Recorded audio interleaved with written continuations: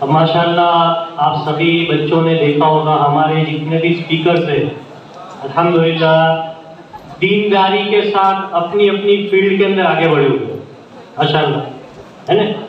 جتنے بھی اسپیکر ہیں جیسے ہمارے پروفیسر سہیل صاحب حافظ بھی ہے اور کالج میں پڑھاتے بھی ہیں. تو ہم بھی یہی چاہتے ہیں, ہمارے بڑے بھی یہی چاہتے ہیں کہ ہم جس فیلڈ میں بھی جاوے دنیاوی اعتبار سے اپنے اپنی جو ہے فیلڈ کے اندر دینداری کے ساتھ جو ہے ہم اپنی فیلڈ کے اندر آگے بڑھیں, ایمان اور اعمال کے ساتھ بڑھیں. ماشاءاللہ اسی فکر کو لے کے انشاءاللہ ہمارے مولانا صاحب جو ہے 5 منٹ آپ کے سامنے جو ہے اس کا مذاکرہ کریں گے. مولانا انشاءاللہ مذاکرہ کریں گے. مولوی مبلغ جو ہے انشاءاللہ آپ کے سامنے اس کا تھوڑا سا مذاکرہ کریں گے, دھیان اور توجہ سے سنیں.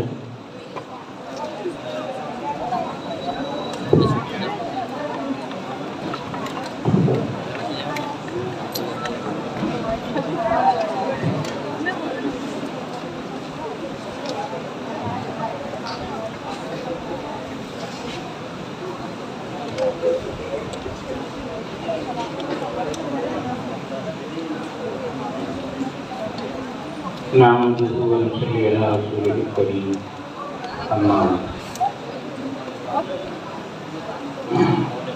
محترم سامعین کرام, یہ مجلس پڑھے لکھوں کی ہے, پڑھ رہے ہیں, علم کو طلب کر رہے ہیں اور اس کی کوشش میں ہیں, چاہے وہ لڑکے ہوں یا لڑکیاں.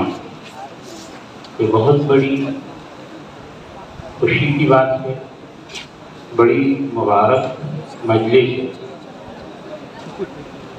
امت مسلمہ کا تعلق علم اور تعلیم سے اول دن سے,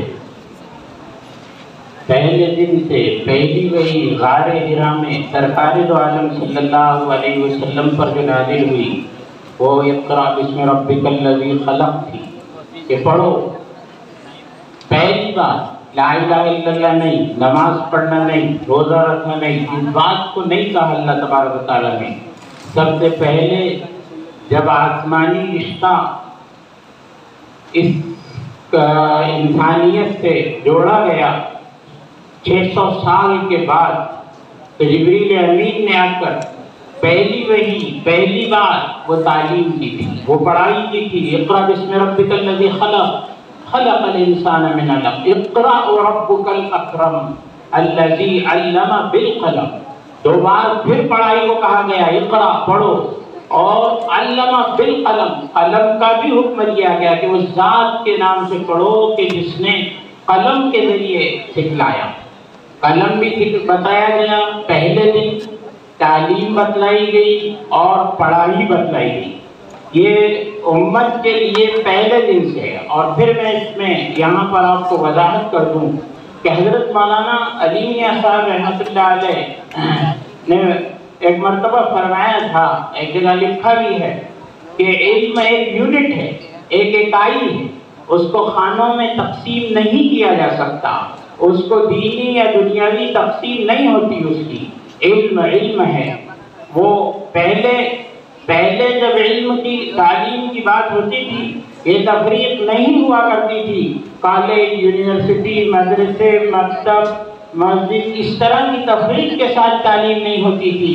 جو تعلیم ہوتی تھی کیرواں میں, قاہرہ میں, غرناطہ میں اور جگہ جگہ اندلس کے ان اداروں کے اندر جہاں پر یورپ کے لوگ تعلیم سیکھنے کے لیے مسلم اداروں کے اندر آتے تھے, اور وہاں پر بیک وقت قرآن, حدیث, تفسیر, فقہ, ادب, لغت, سائنس, ٹیکنالوجی, ہسٹری, جغرافی, تمام علوم, تمام چیزیں ایک بیک وقت سکھائی جاتی تھی, بیک وقت پڑھائی جاتی تھی.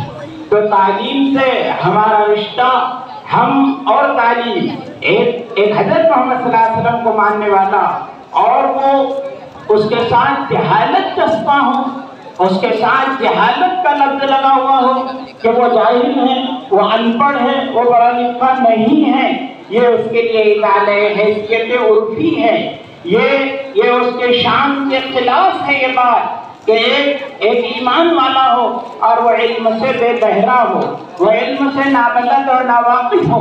یہ تو ہماری امتیازی شان ہے، یہ ہمارا درجہ امتیاز ہے، یہ ہمارا طبقہ امتیاز ہے کہ ہم تعلیم سے وابستہ ہوں، زیور تعلیم سے آراستہ ہوں، ہر طرح کی تعلیم ہے، علم ہے۔ آپ کو یہاں پر جو گائیڈ لائنس دی جا رہی ہے وہ تو میں بھی تھوڑا سا سن رہا تھا کہ آپ کس طریقے سے آگے ترقی کر سکتے ہیں، کون سی فیلڈز ہیں، کن مراحل میں آپ آگے بڑھ سکتے ہیں، تو وہ بتلایا جا رہا تھا۔ یہ چاہے مرد ہوں یا عورتیں ہوں، لڑکیاں ہوں یا لڑکے ہوں، تعلیم کی اسلام نے شریعت میں کوئی حد نہیں کی ہے، کوئی حد نہیں کی ہے۔ میں جہاں تک سمجھتا ہوں یہاں کی 99% حضرات کے علم میں اضافہ کروں گا یہ بنا کر کہ ڈاکٹر اکرم ندوی یہ امریکہ کے اندر رہتے ہیں، انہوں نے کتاب لکھی ہے اور پہلی مرتبہ انہوں نے کتاب لکھی ہے اور پوری امت پر سے قرض ادا کیا ہے۔ وہ کتاب کیا ہے؟ وہ کتاب ہے کہ محدثات یعنی حدیث کی خدمت کن عورتوں نے ادا کی، پوری اس 1400 سال کے اندر کون سی عورتوں نے، لڑکیوں نے حدیث کی خدمت ادا کی ہے، اس پر ایک کتاب لکھی ہے، بہت جامع اور معنی کتاب۔ تو یہ جو ہے نہ لڑکیوں کے لیے بھی اور لڑکوں کے لیے بھی تعلیم کی کوئی حد نہیں۔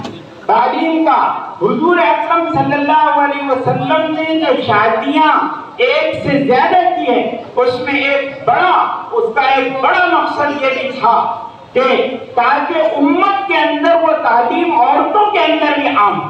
اور سیدہ عائشہ رضی اللہ تعالیٰ عنہا پردے میں رہ کر لوگوں کو تعلیم دیا کرتی۔ حضور اکرم صلی اللہ علیہ وسلم کی گھریلو زندگی وہ امت کے سامنے ان ازواج مطہرات کے ذریعے آئی۔ تو ہمارے لیے پڑھنے کی پہلی بات تو یہ ہے کہ اس کے لیے کوئی تفریق نہیں، لڑکے اور لڑکی کسی کے لیے تفریق اسلام نہیں سکھاتا۔ یہ تعلیم کے میدان ہیں اور ہماری جو پرواز ہے اور حج پرواز جو ہوتی ہے، بڑی افسوس کی بات ہے کہ ہم یہ سمجھتے ہیں کہ 10ویں اور 12ویں اور یہ معراج کمال ہو گیا۔ نہیں، یہ آج کے زمانے میں اس کو پڑھا لکھا نہیں سمجھا جاتا۔ کوئی 10 اور 12 ہو جائے تو کسی زمانے کے اندر بہت بڑا پڑھا لکھا سمجھا جاتا تھا، آج وہ پڑھا لکھا نہیں سمجھا جاتا۔ آج ہائر ایجوکیشن کی ضرورت ہے، کمپٹیشن کا زمانہ ہے، ہم کو آگے سے آگے زیادہ سے زیادہ تعلیم حاصل کرنے کی ضرورت ہے۔ جتنا ہم تعلیم کے میدان میں آگے بڑھیں گے اتنی ہمارے لیے خیریت ہوگی، اور یہ وہ مجال اور یہ وہ میدان ہے جس میں ہم کو کوئی روکنے والا نہیں، اس کے اندر کوئی روکتا نہیں، اس کے اندر کوئی تعصب نہیں، اس کے اندر کوئی رکاوٹ نہیں۔ اگر ہم چاہتے ہیں بڑھنا تو ہم کتنا بھی بڑھ سکتے ہیں، اور اگر ہم آگے بڑھنا چاہتے ہیں تو پھر اللہ نے ایسے خدمت خلق کے جیسے لوگوں کو اللہ نے پیدا کیا ہے کہ کوئی تعلیم کے فیلڈ میں آگے بڑھنا چاہتا ہے تو وہ اس کو جتنا بھی چاہیں گے وہ بالکل اس کو سپورٹ کریں گے۔ مالی اعتبار سے کمزوری یہ رکاوٹ نہیں ہے تعلیم کے حاصل کرنے میں۔ تو ہم تعلیم ایک تو تہیہ کریں۔ میں اپنی بچیوں اور بچوں دونوں سے کہوں گا کہ آپ تہیہ اور ارادہ کریں کہ ہم جس فیلڈ میں چل رہے ہیں ان بڑوں کی رہبری اور رہنمائی میں جتنا آگے تک کے ہم تعلیم کو لے جا سکتے ہیں اتنا لے جائیں، جتنا حاصل کر سکتے ہیں اس کو حاصل کریں، یہ ضروری ہے۔ اسلام کی یہی تعلیم ہے۔ اور اس کے ساتھ ساتھ لیکن یہ جو زمانہ ہے، یہ زمانہ قیامت کی چال چل رہا ہے، یہ زمانہ بڑا کانٹوں بھرا ہے، اس میں تعلیم کے اندر بھی چلنے میں قدم قدم پر رکاوٹیں ہیں، ہم پر خطرات ہیں، ہمارے پیچھے لوگ لگے ہوئے ہیں جو نئی शैतान हमारे पीछे हैं और शैतान के चेहरे इंसानों और जिन्नातों में भी शैतान हुआ करते हैं, वो इस तरह से हमारे पीछे लगे हुए हैं कि हमारी तालीम से हमको बहकाकर गलत राहों पर चला दे। उसके लिए जो चीज हमको रोकेगी और तालीम के अंदर हमको मुआविन और मुमिन साबित होगी, वो चीज है अल्लाह का खौफ, अल्लाह पर, अल्लाह की जात पर यकीन, अल्लाह से अपने ताल्लुक को मजबूत करना, अल्लाह से रिश्ते को अपने मजबूत करना, अल्लाह का खौफ दिल के अंदर हो, अल्लाह का यकीन दिल के अंदर हो।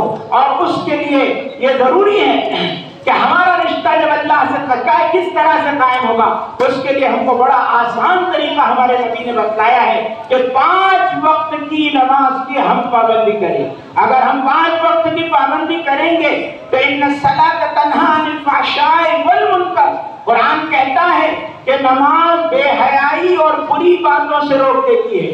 जो बच्चा जो बच्ची 5 वक्त नमाज पढ़ेगी वो अल्लाह के हुजूर हाजिर होगी, अल्लाह का सामना करेगी, अल्लाह से मुनाजात करेगी, उसको ये सामने बात रहेगी कि मेरा अल्लाह मेरे से मुखातब है, मैं अपने अल्लाह से मुखातब हूँ, मैं अल्लाह से बात कर रही हूँ, अल्लाह के सामने हाजिर होना है, अल्लाह मुझे देख रहा है, चाहे खलवत हो, जलवत हो, हॉस्टल हो, घर में हो, मकाम में हो, तन्हाई के अंदर हो, रात में हो, दिन में हो, अकेले हो, दुकेले हो, घर वाले हो, बाहर वाले हो, कोई भी हो, लेकिन हमारे सामने अल्लाह मौजूद है, इसका यकीन हो। और उस तरह से हम नमाज की पाबंदी करते रहे, अपने नमाज को हम ये समझे कि ये भी एक हमारी पढ़ाई का हिस्सा है, ये भी हमारे पढ़ाई के लिए एक जरूरी अम्र है। इस तरह से हम नमाज को इस तरह से अपनी मुट्ठी के अंदर बांधते कि नमाज के हम पाबंद हो जाएं। और नमाज ये पढ़ने वाले बच्चों के लिए तो ये है कि ये जितने सुबह में उठेंगे ज़हन फ्रेश होगा और दिमाग के अंदर स्टडी करेंगे तो उतनी चीजें दिमाग के अंदर बैठेंगी। मौलाना अबुल कलाम आजाद जो पहले आजाद भारत के एजुकेशन मिनिस्टर थे, तो उनका ये मामूल था, उन्होंने अपने मुबारक खातिर के अंदर लिखा है कि वो 4 बजे रात को अहमदनगर जेल के अंदर भी थे तो 4 बजे रात को उठ जाया करते थे और काली चाय पिया करते थे, दूध वाली चाय नहीं पीते थे, काली चाय पीते थे। उसके बाद अपने लिखने लिखाने और पढ़ने के अंदर मसरूफ हो जाया करते थे। और जो लोग भी तरक्की करना चाहते हैं उनका यही हाल है कि वो चुस्त रहते हैं, दुरुस्त रहते हैं, नशीद रहते हैं, चाको चौबंद रहते हैं, एक्टिव रहते हैं। सुस्ती काहली इसको रुखसत कर देना है। हम अल्लाह से अपने रिश्ते को जोड़ें, हम अल्लाह से रिश्ते को जोड़ने के लिए नमाज को कायम करें। और ये बात याद रखें कि सबसे बड़ी खास तौर से मेरी बच्चियों के लिए यह है कि अल्लाह ने हया और शर्म गैरत लड़कियों के अंदर दी है। बैहकी ने इमाम शाफी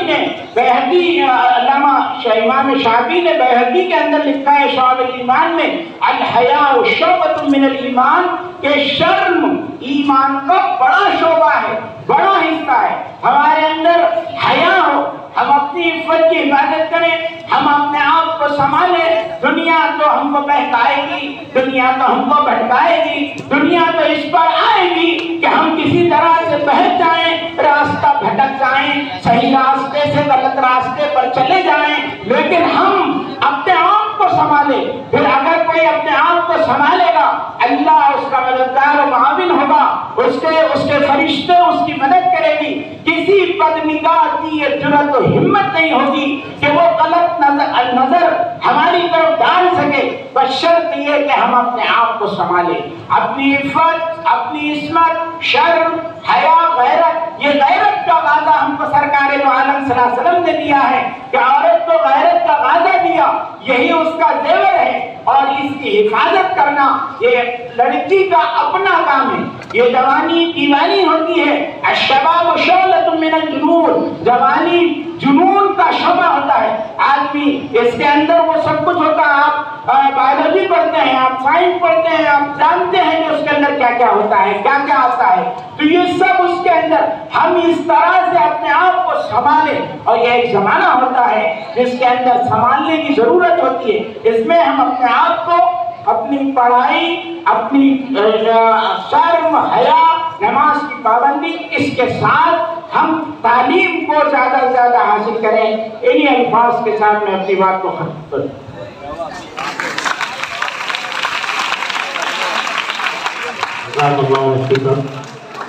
اب جو ہے میں شکر گزار کی عرض کروں گا ہمارے مفتی صاحب کا کہ یہ جو ہے خدمت خلق کے ہر پروگرام میں ساتھ دیتے ہیں.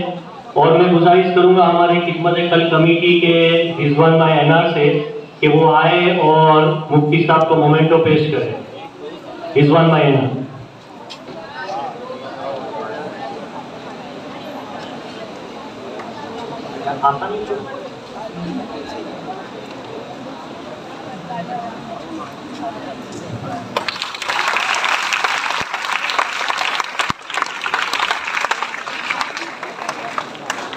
دوسرا